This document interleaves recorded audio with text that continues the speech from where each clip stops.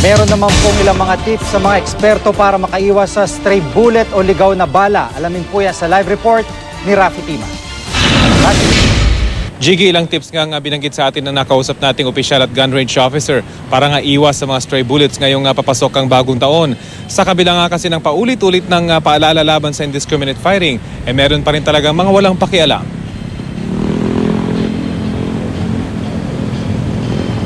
Bago sumapit ang bagong taon, karaniwan ang siniselyuhan ng mga baril ng mga pulis at sundalo. Pagkatapos maselyuhan, pinipirmahan pa ito para matiyak na hindi ito gagaluin ng mga nagmamay-ari nito. Pero epektibo lang ito para sa humigit kumulang 600,000 baril na hawak ng mga sundalo at pulis sa buong bansa. May mahigit 1 milyon pang baril na hawak ng mga sibilyan, halos 400,000 lang dito ang rehistrado. Kaya naman malaking problema ang mga nagpaputok ng baril bilang pagsalubong sa bagong taon. Sa kabila ng taon-taong babala laban sa pagpapaputok, may ilan pa ring tunay na pasaway at walang pakialam. Papakita nila na sila ay may baril at sila ay maton-maton, macho-macho. Pero ang di nila alam, nakakadisgrasya sila. Mahirap pumunong matukoy ang kaibahan ng putok ng baril at mga labintador, lalo na kapag sabay-sabay na ang putukan pagsapit ng bagong taon. Pinaka-epektibo pa rin panlaban sa indiscriminate firing ay pagsusumbong sa mga nagsasagawa nito. Punan nyo lang po ang may hawak ng baril o yung magpaputok, ilagay nyo yung place, time, at huwag nyo na pong ilagay ang inyong pangalan. At i-text nyo po sa text PNP sa 2920. Kadalasang ginagamit sa pagpapaputok ang kalibre 45 at 9mm na baril. Depende sa bigat ng bala at haba ng barrel ng baril ang layong mararating ng buletas. Kadalasan rin daw sa anggulong 45 degrees hanggang 50 degrees ang ginagawang pagpapaputok ng mga nag-indiscriminate firing. Pwedeng umaabot sa 1 hanggang 2 kilometro ang layong aabuti ng bala ng caliber 45 sa ganitong estilo ng pagpapaputok.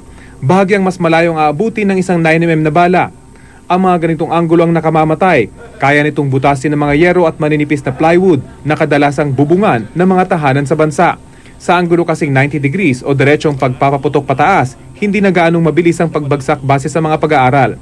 Kaya naman si Police Superintendent Castillo, kapag nakarinig na ng maraming putukan, may mga nakaugalian ng paraan para iwas sa stray bullet.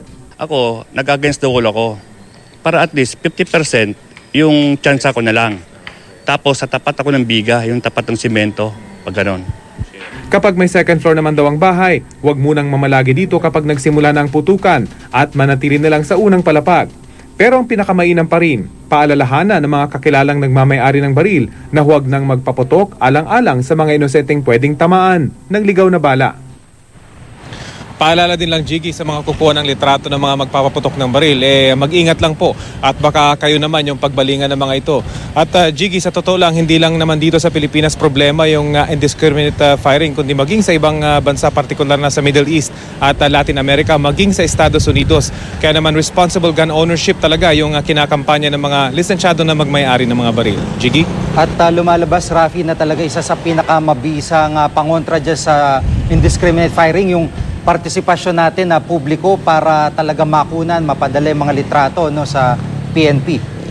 Yes, Jiggy, at hindi lang yaman, hindi lang yung pagkuha ng litrato, kundi yung pa-process rin ng investigasyon. Dapat makipag-cooperate yung mga taong makakarinig o makakakita ng mga nagpapaputok dahil usually dito na natatapos yung investigasyon o kaya na natitigil yung investigasyon pag hindi na sila nag-cooperate dahil sa takot ng ilan na magsumbong sa mga pulis dahil nga may baril yung kanilang kapitbahay. Usually ay tumatahimik na lamang sila. At paalala din ng pulis, Jiggy, kahit na walang tinamaan, kapag nakakita ng ligaw na bala, lalo na kapag may mga trajection ito mga to, ay tumama sa isang bahay, ay kunin ito at huwag itong itapon at ibigay sa pinakamalapit na police station dahil magagamit pa rin ito sa investigasyon kahit na walang tinamaan, Jiggy.